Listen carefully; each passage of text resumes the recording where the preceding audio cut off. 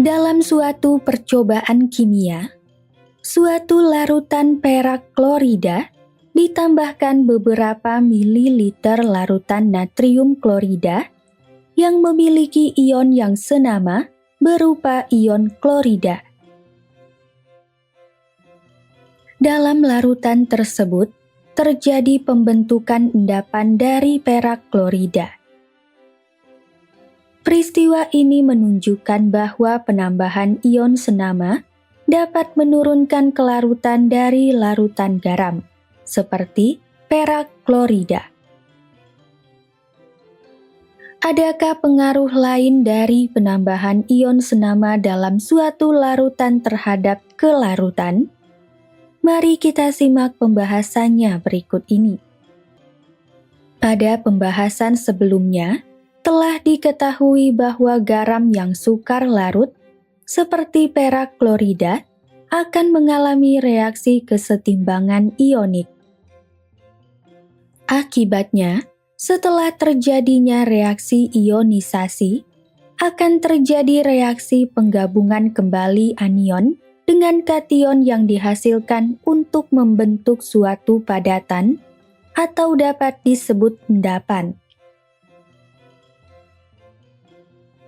Kesetimbangan ionik ini dipengaruhi oleh dua faktor utama, yakni penambahan ion senama dan perubahan pH. Pengaruh ion senama terhadap kelarutan. Ion senama didefinisikan sebagai ion yang sejenis dengan ion-ion yang berada dalam suatu sistem kesetimbangan ionik. Berdasarkan asas Lee-Catler, jika dilakukan penambahan ion senama ke dalam larutan jenuh yang berada pada suatu kesetimbangan, kesetimbangannya akan bergeser ke kiri, sehingga membentuk suatu endapan. Hal ini menyebabkan kelarutan zat menjadi berkurang. Contohnya adalah penambahan natrium klorida ke dalam larutan perak klorida yang menyebabkan terbentuknya endapan perak klorida. Untuk lebih memahami pengaruh ion senama, mari kita perhatikan contoh soal dan pembahasannya sebagai berikut. Contoh soal, diketahui KSP perak klorida adalah 2 dikali 10 pangkat negatif 10 molar kuadrat. Tentukan kelarutan perak klorida dalam larutan natrium klorida 0,5 molar. Jawab, kita misalkan kelarutan perak klorida dalam larutan natrium klorida 0,5 molar adalah S. Persamaan reaksi kesetimbangan perak klorida adalah sebagai berikut. Senyawa natrium klorida dalam pelarutnya, yakni air, akan terionisasi sempurna, sehingga menghasilkan kation natrium dan anion klorida. Ketika larutan natrium klorida ditambahkan perak klorida, total konsentrasi ion perak dan ion klorida akan mengalami perubahan. Untuk larutan natrium klorida, konsentrasi kation natrium dan anion klorida ialah 0,5 molar, karena konsentrasi larutannya sebesar 0,5 molar. Dengan demikian, perubahan konsentrasi ion perak dan ion klorida dalam perak klorida adalah sebagai berikut. Konsentrasi ion perak dalam perak klorida sebesar S. Sementara itu, konsentrasi ion klorida dalam perak klorida akan mendapatkan tambahan dari ion klorida yang berasal dari larutan natrium klorida. Dengan demikian, konsentrasinya ialah S ditambah 0,5 molar. Karena kelarutan ion klorida yang berasal dari perak klorida sangat kecil, akibat dari perak klorida yang mengalami reaksi kesetimbangan ionik, konsentrasi ion klorida yang berasal dari ionisasi perak klorida dapat diabaikan. Artinya, konsentrasi ion klorida dalam perak klorida dianggap sama dengan konsentrasi ion klorida dari larutan natrium klorida, yakni 0,5 molar. Dengan demikian, kita dapat memperoleh kelarutan perak klorida dalam larutan natrium klorida dengan memanfaatkan rumus tetapan hasil kali kelarutan atau KSP sebagai berikut. KSP perak klorida sama dengan konsentrasi kation perak dikali konsentrasi anion klorida. 2 dikali 10 pangkat negatif 10 molar kuadrat sama dengan S dikali 0,5 molar. S sama dengan 2 dikali 10 pangkat negatif 10 molar kuadrat dibagi 0,5 molar. Pengaruh pH terhadap kelarutan. Perubahan pH dari suatu larutan dapat memengaruhi kelarutan dari basa dan garam yang berasal dari asam lemah yang sukar larut. Pertama, pengaruh pH terhadap kelarutan basa yang sukar larut. Pada kesetimbangan kelarutan basa yang sukar larut, jika basa tersebut disimbolkan sebagai MOH, persamaan kesetimbangannya adalah sebagai berikut. Variabel Y adalah valensi basa. Berdasarkan asas Lee-Catler, perubahan pH akan menyebabkan penurunan kelarutan sehingga terjadi pembentukan endapan yang berarti kesetimbangan akan bergeser ke kiri, atau peningkatan kelarutan yang berarti kesetimbangan akan bergeser ke kanan. Perubahan pH larutan tersebut meliputi kenaikan dan penurunan pH. Penurunan pH larutan menyebabkan konsentrasi ion hidrogen bertambah. Hal ini menyebabkan berkurangnya konsentrasi ion hidroksida dalam basa yang sukar larut, karena ion ini akan bereaksi dengan ion hidrogen.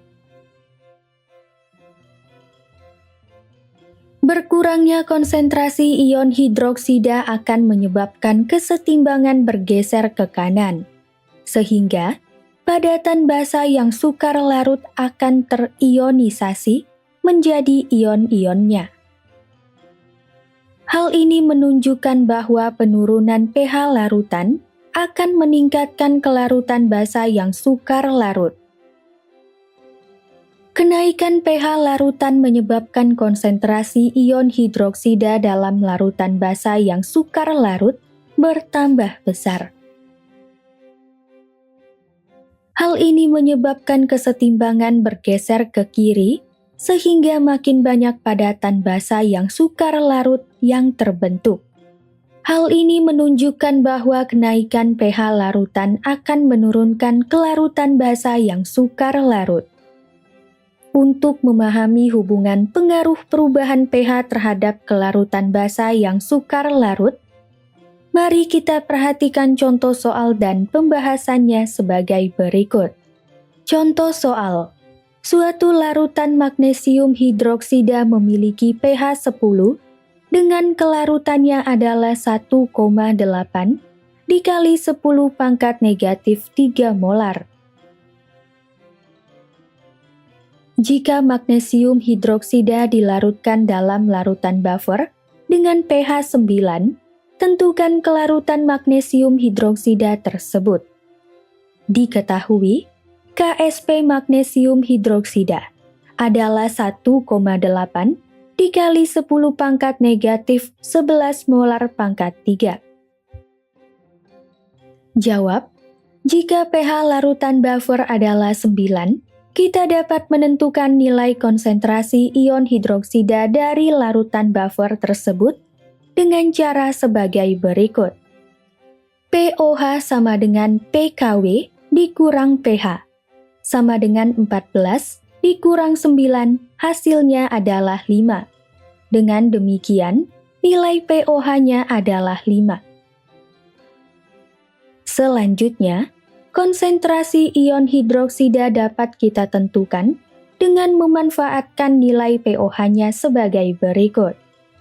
pOH sama dengan negatif logaritma dari konsentrasi ion hidroksida. 5 sama dengan negatif logaritma dari konsentrasi ion hidroksida. Konsentrasi ion hidroksida sama dengan 10 pangkat negatif 5 molar.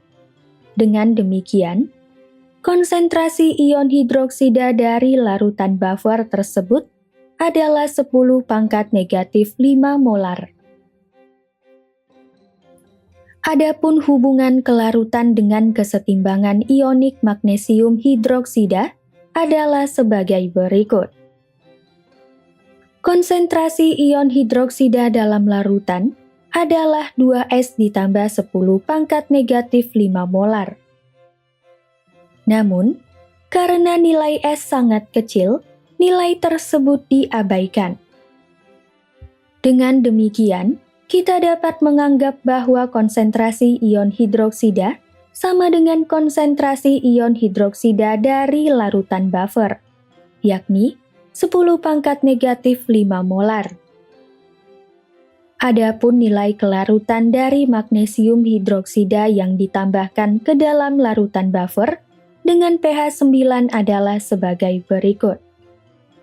Ksp sama dengan konsentrasi kation magnesium dikali konsentrasi ion hidroksida pangkat 2. 1,8 dikali 10 pangkat negatif 11 molar pangkat 3 sama dengan S dikali 10 pangkat negatif 5 molar kuadrat. 1,8 dikali 10 pangkat negatif 11 molar pangkat 3 sama dengan S dikali 10 pangkat negatif 10 molar kuadrat. S sama dengan 1,8 dikali 10 pangkat negatif 11 molar pangkat 3 dibagi 10 pangkat negatif 10 molar kuadrat. Hasilnya adalah 0,18 molar. Dengan demikian, kelarutan magnesium hidroksida dalam larutan buffer dengan pH 9 adalah 0,18 molar. Ternyata, kelarutannya meningkat jika dibandingkan dengan kelarutan magnesium hidroksida yang memiliki pH 10, yakni 1,8 dikali 10 pangkat negatif 3 molar. Hal ini menunjukkan bahwa penurunan pH akan meningkatkan kelarutan basa yang sukar larut, seperti magnesium hidroksida. Kedua, pengaruh pH terhadap kelarutan garam dari asam lemah yang sukar larut. Pada kesetimbangan kelarutan garam dari asam lemah yang sukar larut, jika garam tersebut kita simbolkan sebagai MXAY, dari asam lemah Ha, persamaan kesetimbangannya adalah sebagai berikut.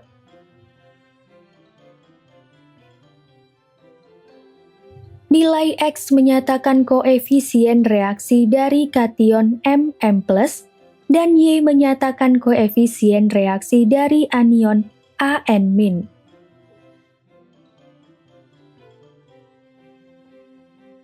Nilai M merupakan besarnya muatan pada kation MM+, dan N merupakan besarnya muatan pada anion An-. Jika kita perhatikan, anion An- adalah basa konjugasi yang berasal dari asam lemah Ha. Ini menyebabkan anion AN- dapat mengalami reaksi hidrolisis dengan air dan melepaskan ion hidroksida. Hal itu menyebabkan perubahan pH yang terjadi dapat memengaruhi kelarutan garam MXAY dari asam lemah yang sukar larut. Berdasarkan asas Lee-Catler, perubahan pH akan menyebabkan penurunan kelarutan sehingga terjadi pembentukan endapan, yang berarti kesetimbangan akan bergeser ke kiri, atau peningkatan kelarutan yang berarti kesetimbangan akan bergeser ke kanan. Perubahan pH larutan tersebut meliputi kenaikan dan penurunan pH yang dijelaskan sebagai berikut. Penurunan pH larutan menyebabkan konsentrasi ion hidrogen bertambah.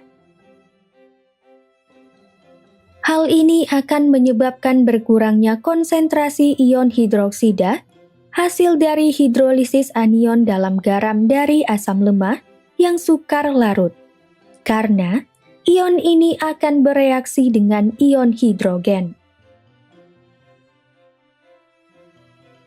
Berkurangnya konsentrasi ion hidroksida akan menyebabkan kesetimbangan bergeser ke kanan, sehingga padatan garam dari asam lemah yang sukar larut akan terionisasi menjadi ion-ionnya. Hal ini menunjukkan bahwa penurunan pH akan meningkatkan kelarutan garam dari asam lemah yang sukar larut.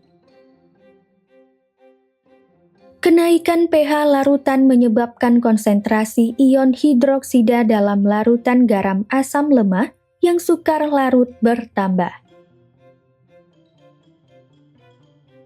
Hal ini menyebabkan kesetimbangan bergeser ke kiri, sehingga makin banyak padatan garam dari asam lemah yang sukar larut yang terbentuk. Hal ini menunjukkan bahwa kenaikan pH larutan akan menurunkan kelarutan garam dari asam lemah yang sukar larut. Poin-poin penting pada pembelajaran kali ini adalah sebagai berikut.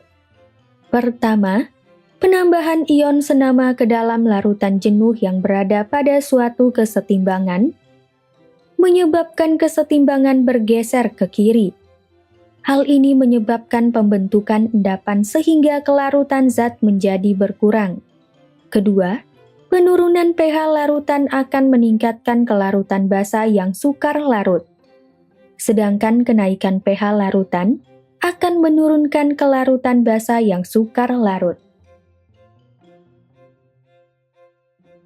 Ketiga, penurunan pH akan meningkatkan kelarutan garam dari asam lemah yang sukar larut.